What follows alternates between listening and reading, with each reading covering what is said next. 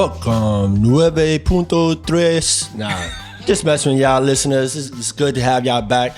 We are here on ESPN 7. It's the bootleg version of ESPN 1 and ESPN 2. But we're here to talk about sports just like ESPN do. You hear what I'm saying? I got you.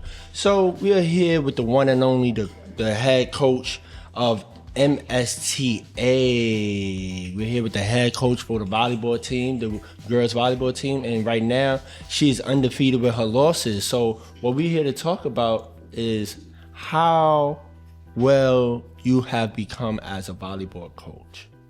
Well, in the beginning, with the least experience of being a volleyball coach, I learned to listen to my players. I learned to take time.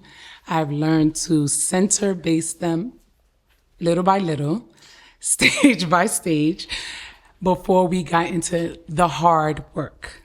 Okay, so I remember earlier in the year you were saying that you had a player that, even though she is one of your star players, she wasn't doing good in school. How did you combat those issues where you had players that were the best players, but they weren't doing good in school and you needed them to play well, but they're not doing well? So how did you combat those issues?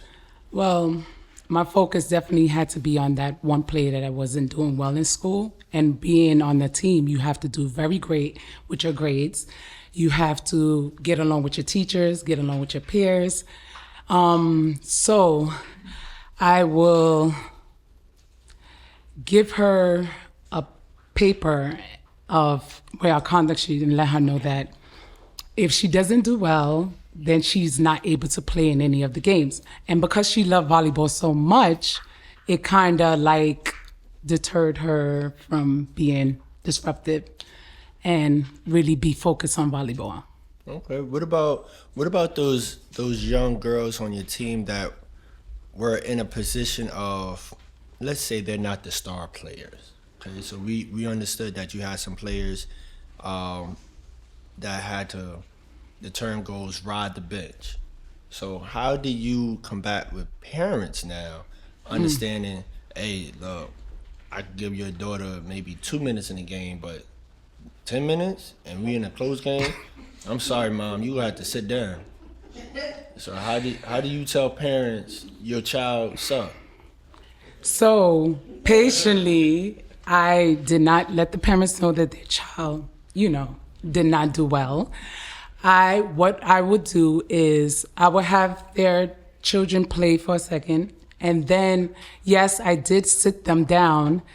And after, when the game was over, me and the parent, the child will have a conversation of why I did not keep the child there long enough. But I also had to express to the child that, listen, practice makes perfect, right?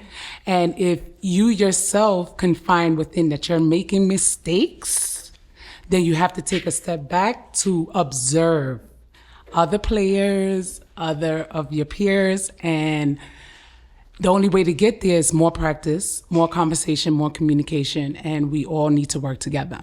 And if you cannot handle this, maybe this could be too much for you. I got one more question. So let's say I'm a parent and you telling me this, and you like, look, practice makes perfect, and it's yada, well, yada. I wouldn't tell the parent. I would only have this student. One-to-one with the student. And you tell me all these flowery things as a parent, or you saying it to the student. Do you ever come with the footage and say, look, this is where you suck at? I got proof. You actually are whack. So we're not here to discourage students. But you got We're a not student. Here to discourage students of their skill base, right? I'm here to encourage them whether they're doing well or not well. So everybody's a winner. But no one is a loser. But look, we trying to get Nike deals and Reebok deals. We're gonna get Nike deals regardless. We gonna get bodega deals. We're gonna get bodega deals EBT regardless deals. if we're not good or we are good. We're not getting Nike deals. Can somebody go to commercial? Ain't no commercial. If I have to deal with this, man. You know what I mean? This is what ESPN 7 is about. We about getting in your skin.